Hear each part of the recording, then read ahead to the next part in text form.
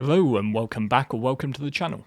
I'm Loudguns and today I thought I'd take you along with me on a little experimental run, seeing if it's feasible for a solo player to run their own little mining op using a C2 Mothership and a Drake Golem as essentially a snub miner. With the changes in the 4.11 PTU, mining and refining this should be far more feasible, since we can now set up refinery jobs from the station as opposed to just from mining ships. But I want to actually see this in action. So if this sounds good to you, grab a cup of tea while I roll the intro, then let's get into it.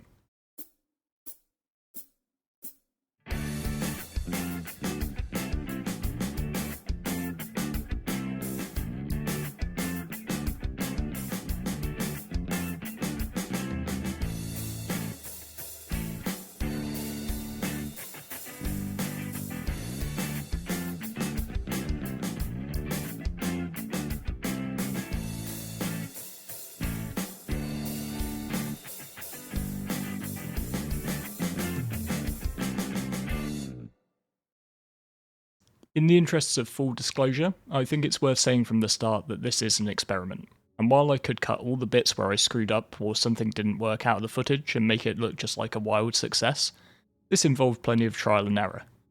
I personally think that it's better to show you all of these bits that didn't work, since arguably they teach you more. My goal here is to see if I can run a Mothership Snub combo, using the C2 and the Drake Golem. Unlike the other solo operator mining ship, the Mist Prospector, the Golem can be neatly stacked inside a C2, allowing us to transport the mining rig to a good spot for cracking rocks, along with plenty of spare ore bags, so that we can stay out for a prolonged period of time.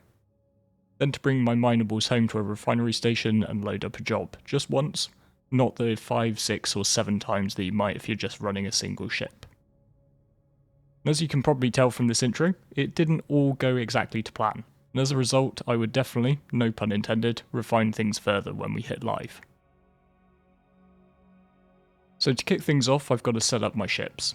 If you've got an XL hangar, this is ideal, as you can tuck the Golem off to one side in one of the alcoves without risk of it despawning when you pull the C2.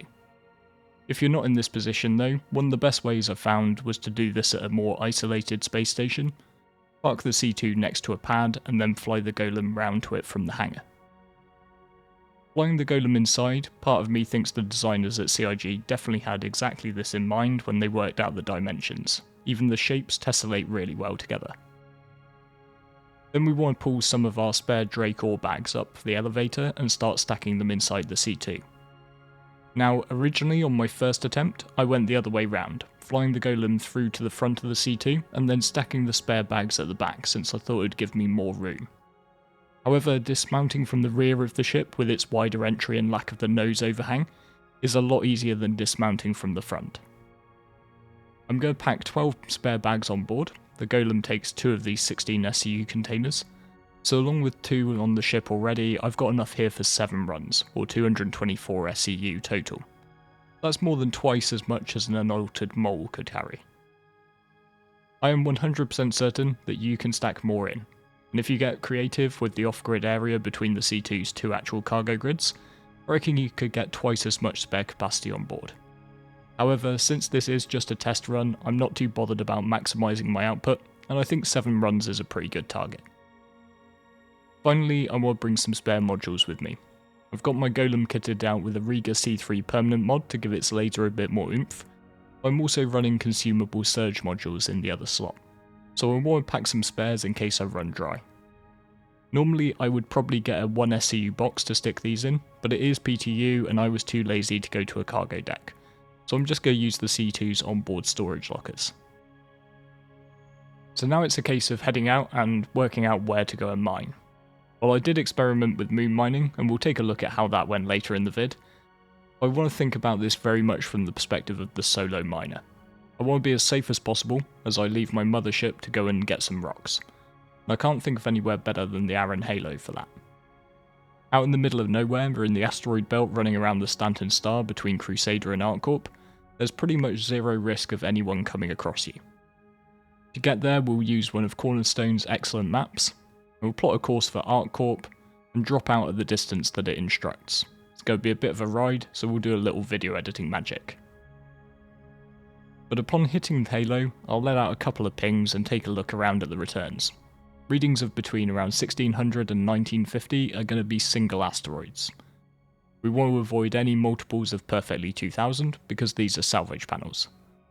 But to give a good start, let's just try and park up next to a return of at least a few asteroids together.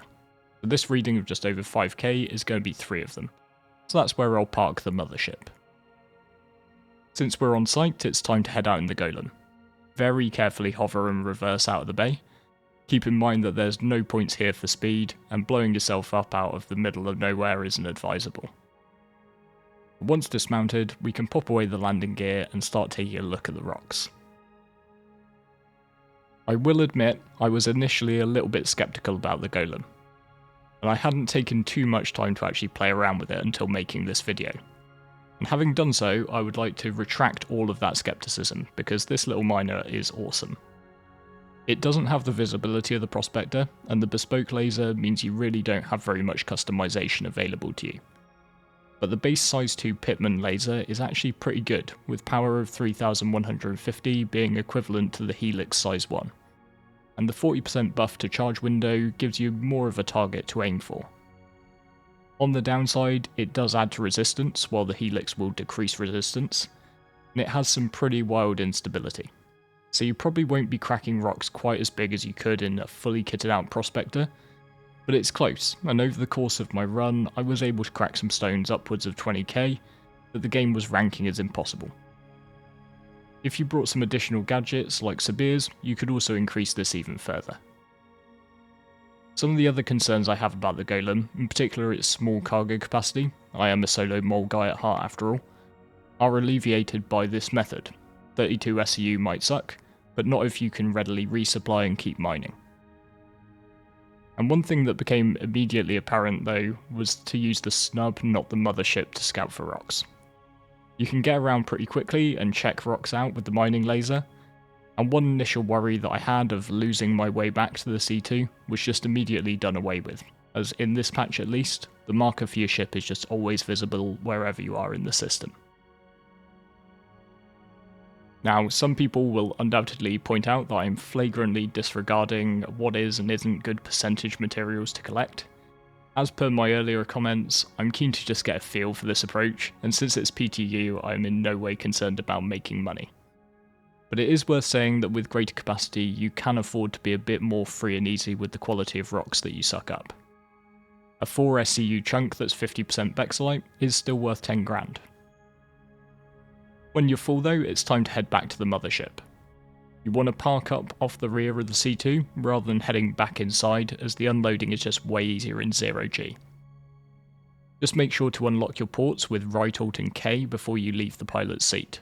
I forgot to do this so many times, and then I had to go through the animation 3 times to get out, back in, and back out again. But then you can just simply detach the bags from the bottom with your tractor beam, and float them into the C2. It's worth noting I could have gone and got a max lift, but the single-handed Pyro multi-tool version does work perfectly fine with these, even though they are 16 SCU. Grab yourself a couple of empties from the Mothership and snap them back on, and you'll be good to go. Compared to the awkward bags on the Prospector and Mole, these things are such a joy to use, and with a bit of practice a pit stop will only take you about 30 seconds to a minute. And this is where this strategy is a game changer for miners, allowing you to spend so much more time on the part you came here for, cracking rocks, and way less time in QT between mining site and refinery and running back and forth within the station itself. Another factor I find particularly cool is that you can split this job over multiple sessions. You can just land your Golem back onto the C2, very carefully. I would recommend landing gear down and a max speed of 30 meters per second if not lower. But then with the ship all shut up, you can head to the bed and log out to menus. This way, next time you log in, you'll be good to go on another run straight away. And this is just perfect if you're just trying to squeeze in a couple of mining runs between IRL stuff. Now I did experiment with a bit of surface mining during another run, and initially it went really well. Unlike with something like rock mining, you're operating another flying ship, so you don't actually need to land the C2, you can just hover it, even if there's not a clear landing spot around the rocks that you found. I then, with a little help of a Sabir gadget, managed to crack a decent sized rock and get filled up. But this is where my plans slightly fell apart. Since we're in gravity, I needed to land inside the C2 to unload the golem, and while the unloading part went okay, the reloading part not so much. The cargo grid of the C2 appears to be a lot stronger than the connection to the golem, so I did try hovering slightly off the back ramp to avoid the interaction, but this led to some just amazing jankiness. So to do this successfully, I think you've got two choices really. Ideally, finding a flat space where you can land the C2, so that you can shift the bags on and off the golem out of the back of the ship on the planet's surface. Or you could re-land the golem inside the C2 and head just out of the moon's atmosphere into space to allow you to exchange bags in EVA. This would potentially suck a little though, if you've just found some really good spot and you want to go back there to get more rocks out of it. But back to space, because after a little while and some not so selective scooping, I've filled all of my bags. I could leave the last set on the golem, but it's easier to shift them off in 0G, so I'll grab these two. You might actually not want to fill that last set, and instead just leave them ready for the next time. I was keen to hit my 7-run target here. As you can see, there's definitely space for another couple of rows on grid, let alone using the in-between spaces. But then it's time to head into the refinery, and for old time's sake I'll go to Arc 1. Having landed in the hangar with no issues, even if I was a little worried that I'd screw it all up at this moment, it's time to unload. So chucking the full bags off the ship and stacking them in the freight elevator before sending them all down. And then we can head on into the refinery. I did a test to see if a job could be loaded at the refinery from the C2 directly when it was stored, but that's a case of no dice, I'm afraid, so you will need to unload the ship. And at the refinery kiosk from the source, we can now select the station itself, allowing us to set up a job. It is worth noting that the only option you have is to refine everything in your station inventory as one job, and since we've racked up a fair few SCUs even after dismissing the base metals, it's going to take a fair while using the most efficient and cheapest refining process, Dinnick solventation.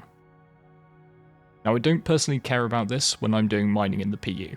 I'm not generally in a rush for the money, and it's not like refining time is stopping me from going out and doing more runs. It just occurs passively in the background. However, if you are keen to get some cash in your pocket a bit quicker, it could make sense to unload in smaller batches, letting you set up multiple refining jobs that will each be done a lot quicker than one big job. You could even go as far as setting each 16 SCU container up as its own individual job, and have the whole lot done quicker than even just a normal golem or prospector sized job. But this would involve a whole lot of running back and forth between the refinery and the ship. So I think it's worth taking a little bit of time to just talk about some initial improvements I could make straight off the bat. Number one, I would obviously be a lot more picky about what mats I went for and what percentages I accepted.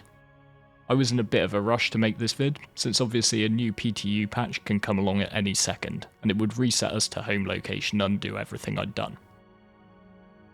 But if I had the luxury of time, I'd definitely be focusing a lot more on tier 1 mats, your Bexolite, Taranite, Gold, and I'd be focusing a lot more as well on keeping my percentages of base metals and inert way lower. Quantanium presents an interesting conundrum for this strat though, since while it is incredibly valuable, the timer would mean that you would have to head back to refine regardless of how much of your capacity was left remaining. So if you do come across Quantanium, that might just factor into your thinking. Number 2, medical facilities. I would probably not actually want many more bags for my golem. I would rather use the underutilized space on board my C2 to pack a medical Ursa to give me a respawn. I had a catastrophic failure when I attempted to split my attention between my wife and my rocks.